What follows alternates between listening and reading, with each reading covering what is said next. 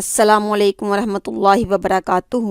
شام کے وقت کی دعائیں آپ پڑھ لیں، اور حدیث میں آیا ہے حضرت عبد الرحمن بن غنم رضی اللہ تعالیٰ عنہ نے کہا کہ رسول اللہ صلی اللہ علیہ وآلہ وسلم نے فرمایا کہ جو صبح کی نماز کے بعد تشہدی کی حالت میں قبلہ رخ ہو کر مندرجہ کلمہ توحید 10 مرتبہ پڑھے، اسی طرح مغرب کی نماز کے بعد تو اس کے نامہ اعمال میں 10 نیکیاں لکھی جائیں گی اور 10 اس کی برائیاں معاف ہوں گی، 10 درجے بلند ہوں گے، اور شام سے صبح تک گناہوں سے محفوظ رہے گا۔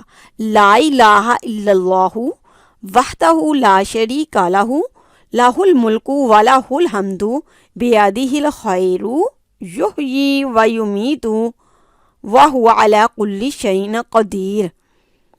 دوسری حدیث میری پیاری بہنوں، حضرت عثمان رضی اللہ تعالیٰ عنہ سے روایت ہے کہ رسول اللہ صلی اللہ علیہ وآلہ وسلم نے فرمایا کہ جو شخص ہر صبح و شام 3 مرتبہ یہ پڑھے تو اسے کسی چیز سے نقصان نہ پہنچے گا۔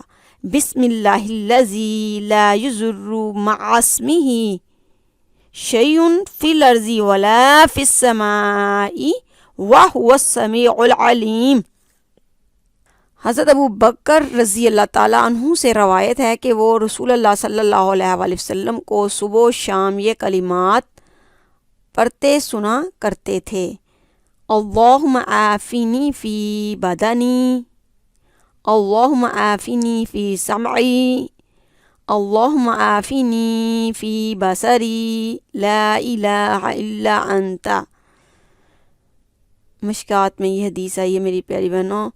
حضرت ابو ہریرہ رضی اللہ تعالیٰ عنہ سے روایت ہے کہ رسول اللہ صلی اللہ علیہ وآلہ وسلم نے فرمایا جو کوئی صبح و شام یہ دعا پڑھے اسے کوئی چیز نقصان نہیں پہنچائے گی۔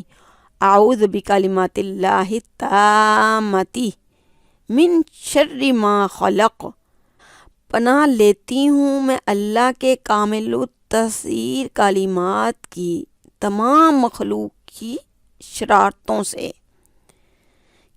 اس کا مطلب یہ ہے کہ جتنی بھی شرارتیں مخلوق میں سے کوئی کرنے والا ہے تو میں اللہ کی پناہ میں آتی ہوں ان کلمات کے ذریعے سے۔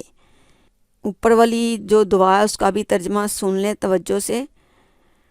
اے اللہ میرے بدن کو تندرست رکھ، اے اللہ میرے کان عافیت سے رکھ، اے اللہ عافیت سے رکھ میری آنکھ، کوئی معبود نہیں آپ کے سوا۔ حضرت ابو درداء رضی اللہ تعالیٰ عنہ سے روایت ہے کہ رسول اللہ صلی اللہ علیہ وآلہ وسلم نے فرمایا کہ جو شخص صبح و شام 7 بار یہ وظیفہ پڑھے اللہ تعالیٰ اس کے دین و دنیا کے تمام فکر دور کر دیتا ہے۔ حسبی اللہ لا الہ الا ہوا علیہ توکلت وہو رب العرش العظیم۔